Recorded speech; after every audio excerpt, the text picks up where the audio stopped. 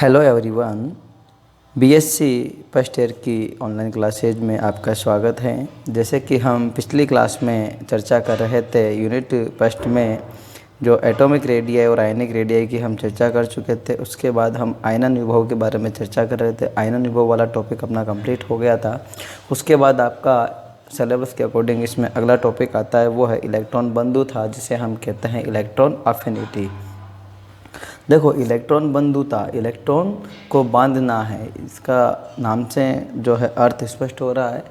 और जब हम किसी जगह पर कोई इलेक्ट्रॉन को हम बाइंड करेंगे तो वहाँ से कुछ न कुछ ऊर्जा की मात्रा रिलीज होती है, उसे ही हम इलेक्ट्रॉन बंधुता के नाम से जानते हैं। तो देखिए, इसको डिफाइन करते हैं हम। किसी विलगित या गैसीय परमाणु से एक इलेक्ट्रॉन बाहर निकालने के लिए आवश्यक ऊर्जा आयनन ऊर्जा अथवा आयनन विभव कहलाती है।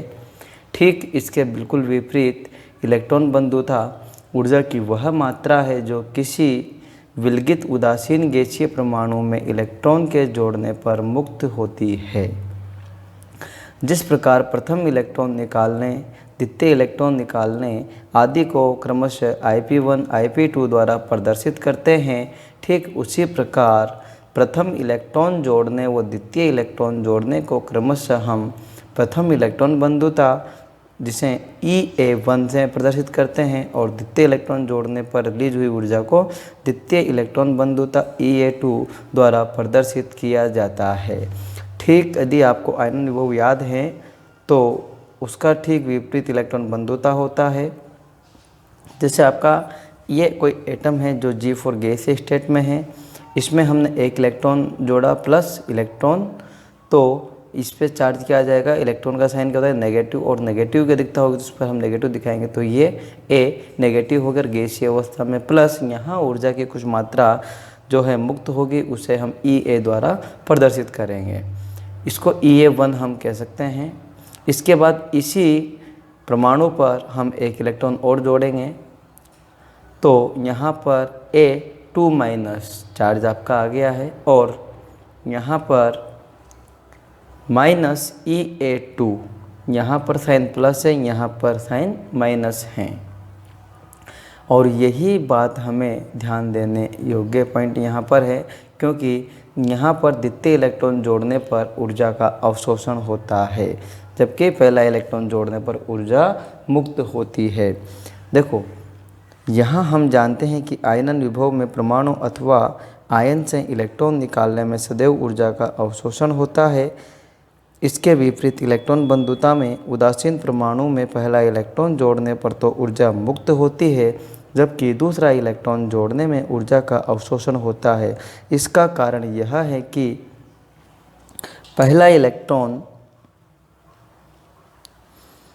एक उदासीन परमाणु में जुड़ता है, जबकि दूसरा इलेक्ट्रॉन एक ऋणायन में जुड़ेगा। परिणाम स्वरूप ऋणायन में प्रतिकर्षण के कारण ऊर्जा मुक्त होने के स्थान पर अवशोषित होगी। ये हमें ध्यान रखना है। इसके बाद अपना जो है इलेक्ट्रॉन बंधुता को प्रभावित करने वाले कारक, यहाँ से क्वेश्चन आपसे पुट होता है हमेशा, फैक्टर्स अफेक्टिंग इलेक्ट्रॉन अफिनिटी। तो देखो, इलेक्ट्रॉन बंधुता को कौन कौन से कारक ऐसे हैं जो प्रभावित करते हैं। इसमें पहला जो पॉइंट है आपका प्रभावी नाभिकीय आवेश, दूसरा है कोषों की संख्या, तीसरा है परिरक्षण प्रभाव, चौथा पॉइंट है अर्धपूरित व पूर्ण पूरित कक्षकों की उपस्थिति, और पांचवा पॉइंट है कक्षकों की भेदन क्षमता, जो हम आयनन विभव में भी डिस्कस कर चुके हैं। अब यहाँ पर हम एक एक को जो है इलेक्ट्रॉन बंधुता के रेफरेंस में स्टडी करते हैं। पहला पॉइंट है आपका प्रभावी नाभिकीय आवेश या इफेक्टिव न्यूक्लियर चार्ज। देखो, जेड इफेक्ट में वृद्धि के साथ साथ बाह्यतम कोश के इलेक्ट्रॉन पर नाभिकीय आकर्षण बढ़ जाता है, अतः नाभिक के बाह्यतम कोश में जुड़ने वाले अतिरिक्त इलेक्ट्रॉन को अधिक तीव्रता से आकर्षित करता है। इसी कारण जेड इफेक्ट में वृद्धि से इलेक्ट्रॉन बंधुता जो है, इलेक्ट्रॉन बंधुता का मान बढ़ जाता है, एवं मुक्त होने वाली ऊर्जा का मान भी बढ़ जाएगा। तो हम कह सकते हैं एक रिलेशन हम निकाल के यहाँ पर इसको इस तरीके से लिख सकते हैं, electron affinity is directly proportional to Z effect. यदि आपका किसी परमाणु का प्रभावी नाभिकीय आवेश बढ़ता है तो उसकी इलेक्ट्रॉन बंधुता का मान भी बढ़ेगा, और यदि किसी परमाणु के लिए जेड इफेक्ट का मान कम होता है तो वहाँ पर इलेक्ट्रॉन अफिनिटी का मान भी कम होगा। ये कंपटीशन एग्जामों में कई बार पूछा जाने वाला अच्छा क्वेश्चन है। इसके बाद जो है सेकंड आपका है फैक्टर, वो है नंबर ऑफ सेल्स या कोषों की संख्या। देखो जैसे जैसे कोषों की संख्या बढ़ती है परमाणु में तो बाह्यतम कोष के इलेक्ट्रॉन की नाभिक से दूरी हमेशा बढ़ती है, और जब दूरी बढ़ेगी तो जेड इफेक्ट का मान कम होगा, जेड इफेक्ट का मान कम होगा तो इलेक्ट्रॉन अफिनिटी का मान भी कम होगा।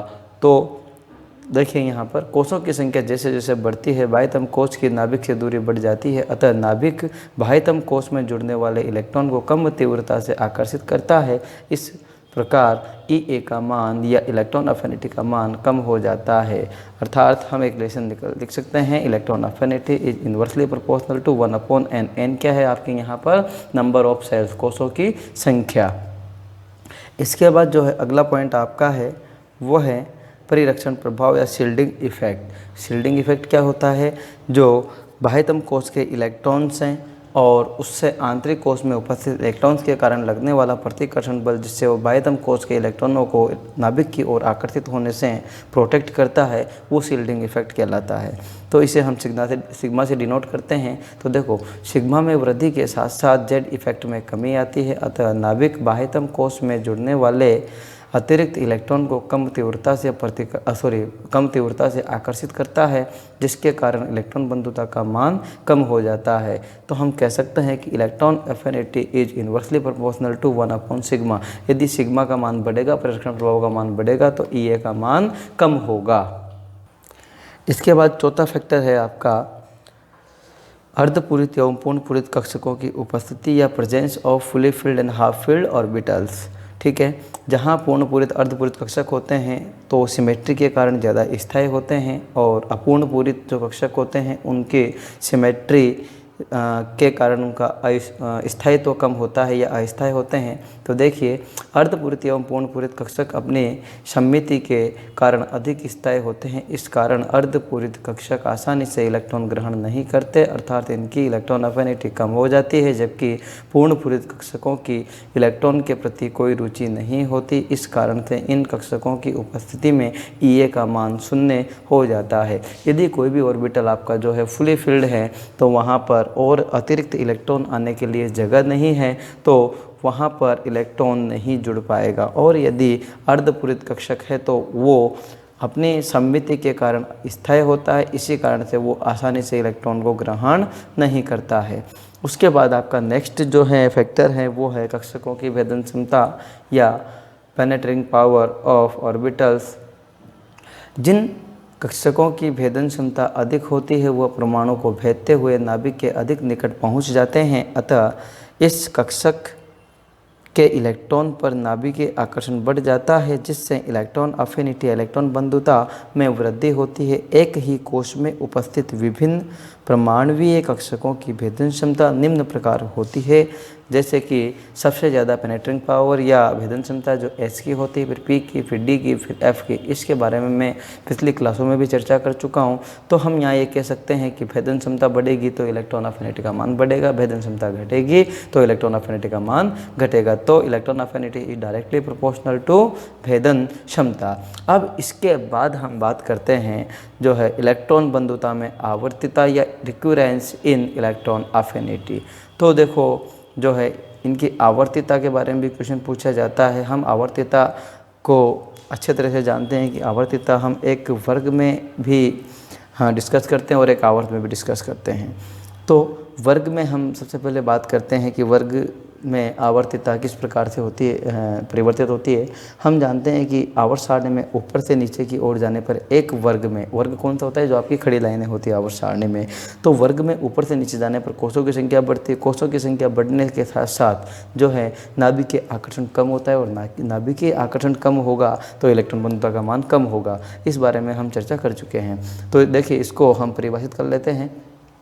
एक ही वर्ग में ऊपर से नीचे जाने पर कोषों की संख्या बढ़ जाती है, जिससे बाह्यतम कोष की नाभिक से दूरी बढ़ जाने पर नाभिक द्वारा बाह्यतम कोष में जुड़ने वाले अतिरिक्त इलेक्ट्रॉन को कम तीव्रता से आकर्षित करता है। इसी कारण से वर्ग में ऊपर से नीचे जाने पर इलेक्ट्रॉन अफिनिटी में कमी आती है, इलेक्ट्रॉन अफिनिटी का मान कम प्रेक्षित होता है। ठीक है, इसके बाद हम बात करते हैं जो है सेकंड पॉइंट आपका है एक आवर्त में इन पीरियड, तो रिकरेंस इन पीरियड। तो हम एक पीरियड जो है एक आपके हॉरिजॉन्टल लाइन जो होती है आवर्त सारणी में, उसे हम आवर्त कहते हैं। हम बाएं से दाएं जाते हैं तो उस दौरान प्रभावी नाभिकीय आवेश में वृद्धि होती है। प्रभावी नाभिकीय आवेश में वृद्धि होने के कारण जो है परमाणु आकार में कमी होती है, और परमाणु आकार में कमी होगी तो इलेक्ट्रॉन अफिनिटी का मान बढ़ेगा। देखिए यहाँ पर एक ही आवर्त में बाएं से दाएं जाने पर जेड इफेक्ट में वृद्धि होती है, जिसके परिणाम स्वरूप बाह्यतम कोष के इलेक्ट्रॉन पर नाभिकीय आकर्षण बढ़ जाने से नाभिक पर जुड़ने वाले अतिरिक्त इलेक्ट्रॉन को अधिक तीव्रता से आकर्षित करता है। इस कारण आवर्त में बाएं से दाएं जाने पर इलेक्ट्रॉन अफिनिटी के मान में वृद्धि होती है या इलेक्ट्रॉन अफिनिटी का मान बढ़ जाता है। तो ये बात हुई इनके फैक्टर्स अफेक्टिंग और रिक्वेरेंस इन इलेक्ट्रॉन अफिनिटी, इलेक्ट्रॉन बंधुता में आवर्तिता की। अब इसके बाद में जो अगले टॉपिक अपने हैं वो है इनके अपवाद, कि कौन कौन से अपवाद हैं, अपने ऐसे जो पॉइंट्स हैं जो इन टर्म्स कंडीशन को फॉलो नहीं करते हैं, वो एक्सेप्शंस में आएंगे। तो उन एक्सेप्शन की जो बात है हम इससे नेक्स्ट क्लास में करेंगे। आज की क्लास में इतना ही। Thank you.